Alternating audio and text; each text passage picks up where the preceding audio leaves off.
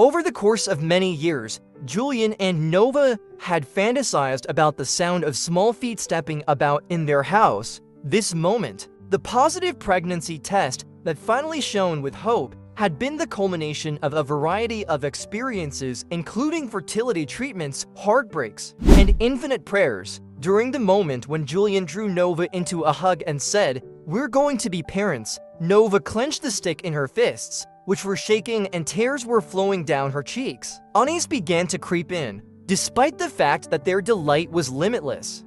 In comparison to what would be considered typical for a woman who had just given birth for the first time, Nova's stomach grew at an alarmingly rapid pace. By the 4th month, it seemed that she was prepared to give birth. Concerned, they hurried to their obstetrician, Dr. Langford, who first did an ultrasound with a frown on his face before breaking into a grin. "Congratulations," he concluded by saying, "You're having twins." They experienced a wave of relief. It's a pair. The quick increase might be explained by this. When Julian laughed, he imagined that there were 2 little copies of themselves running about. Despite her exhaustion, Nova felt an overwhelming sense of joy. It was in the dark that they murmured names to each other. Maybe Liam and Lily. They painted the nursery in gentle yellows and greens, purchased doubles of everything, and painted the nursery rooms. On the other hand, as the months went by, Nova's suffering became intolerable. Her abdomen was being pierced by sharp sensations, and she was experiencing odd, rhythmic motions under her skin, which caused her to tremble. Dr. Langford reassured them, it's just the twins being active, and they were relieved. After that, during a rainy night, Nova's water failed to hold, while she screamed through contractions. Julian rushed through the streets that were sloppy with rain on his way to the hospital. He held her hand tightly. The air was heavy with expectancy, and the delivery room was buzzing with the activity of nurses. "I urge you, Nova, another time, please." It was strongly recommended by Dr. Langford. A last, agonizing scream was heard from Nova as she gave birth to the first baby. There is no sound. Then there are gasps. A tray was dropped by a nurse, and there was a metallic clang. The knees had buckled in Julian, because the individual who was in the hands of the physician was not a kid. The object was little, shimmering, and incorrect. When Dr. Langford raised the second, which was similar to the first, his face became completely devoid of color. Nova was soaked in perspiration and strained her eyes to see. "What exactly is it? Please let me see my children." In a weak whisper, Julian's voice could be heard. "Nova, they're not babies." Having the appearance of living stones, the organisms were smooth, oval, and pulsing in a subtle manner. There were veins of gold that ran through what seemed to be shells, and their surfaces glistened with an uncanny, opalescent brilliance. What are they?" Nova shed tears. After then, there was a crack. The surface of the first fracture seemed to have a very little break across it. Next comes the second. Additionally, something inside moved. There was complete and utter fear in the delivery room. With their palms put to their lips, the nurses retreated from the situation. The medical gloves that Dr. Langford was wearing were slippery with amniotic fluid, and he was holding one of the pulsing shells at arm's length. His breath came out in short gasps. Nova, who was still shivering from the labor process, extended her hand with shaky fingers. She said, "Give them to me," with a stern tone in her voice. She was seized by Julian's wrist. "Nova, don't." It was, however, too late. As the first shell broke apart, the room was filled with the sound of a cracking sound that was moist and splintered. There was something black and shimmering that emerged from inside. It was a skinny, segmented arm that was too long and had too many joints to be human. Before another limb followed, it flexed, testing the air, and then another limb followed after that. After the second shell burst, the room was filled with a loud, keening sound. It was not the sound of a baby crying. Rather, it was the sound of something foreign, chittering, like the scraping of insect legs. Nova let out a scream. Despite the fact that their bodies were unfolding in ways that caused the mind to recoil, the creatures managed to free themselves.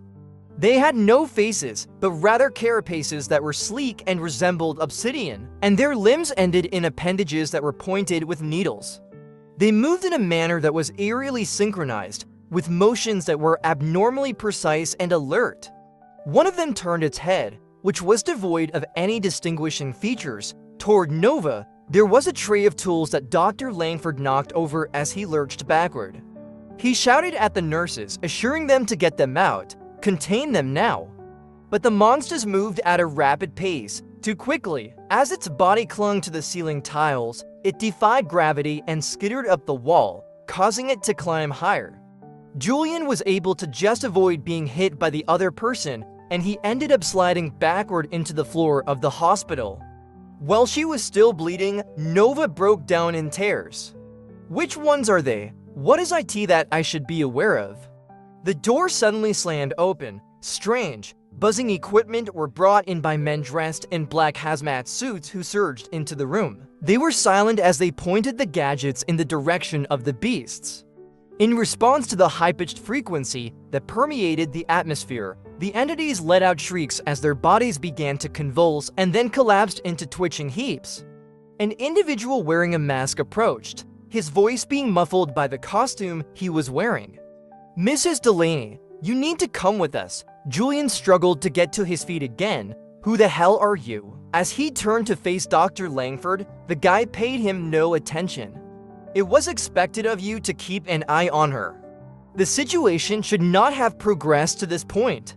A stuttering I thought it was just twins, was heard from the doctor. "Twins?" Laughing, the guy said. "She was never pregnant with human children." The image of Nova was swimming. Then, what were they?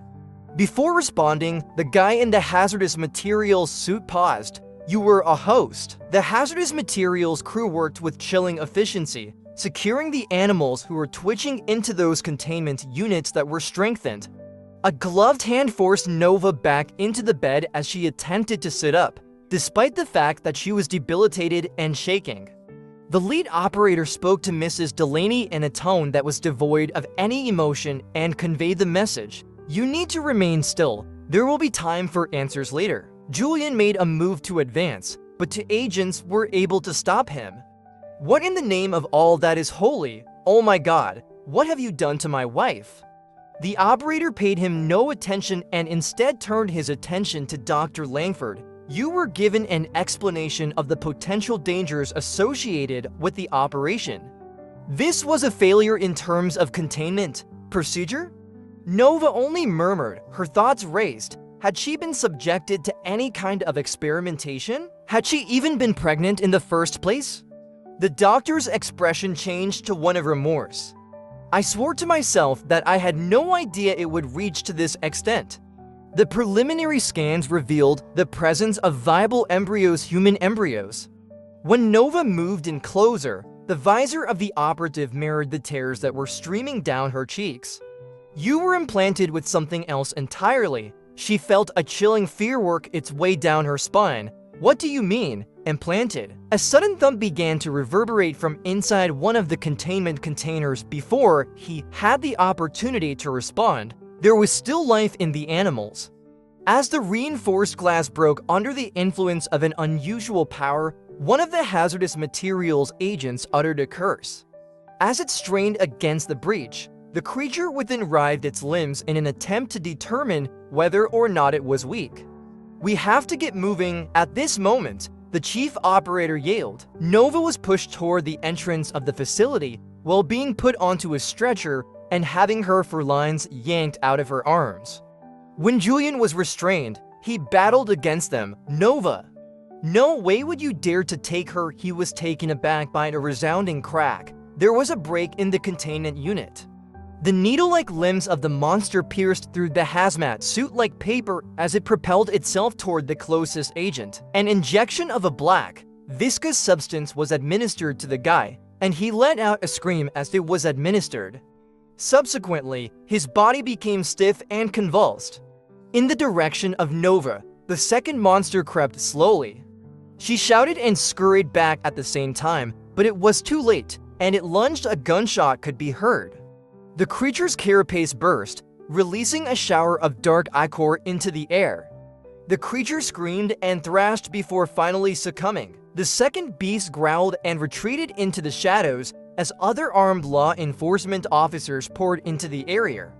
Noah's wrist was seized by the lead operative, who took a firm grasp on it. "We are going to bring you along right now," as she cried out. "Why, what am I to you?"